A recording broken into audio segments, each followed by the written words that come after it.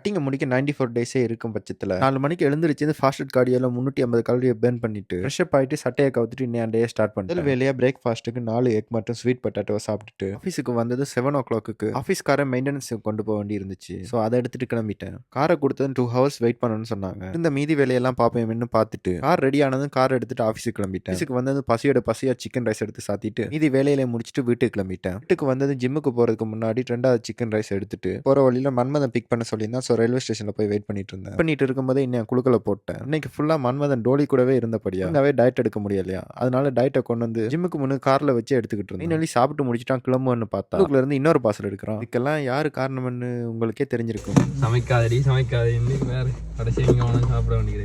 கம்பி கட்டுற கதையெல்லாம் கேட்டுட்டு ஒர்க் அவுட் இறங்கிட்டோம். இன்னைக்கு நமக்கு ஜிம்ல புஷ் டே. ஸோ நல்லா ஃபோக்கஸ் பண்ணி செஸ்ட், ஷோல்டர் மற்றும் ட்ரைசெப்ஸுக்கு 3 வேரியேஷன் போட்டோம். மேக்ஸிமம் வெயிட் போடல. காரணம் என்னன்னா ஃபுல் ஃபோக்கஸுமே மைண்ட் மசில் கனெக்ஷன்ல தான். வீட்டுக்கு வந்தது இன்னைய ஃபைனலுக்கு காப்ஸே இல்லாம லாஸ்ட் மீல முடிச்சுட்டு இன்னைய சாப்டரை முடிச்சிட்டேன். மீண்டும் நாளைக்கு காய்ஸ்.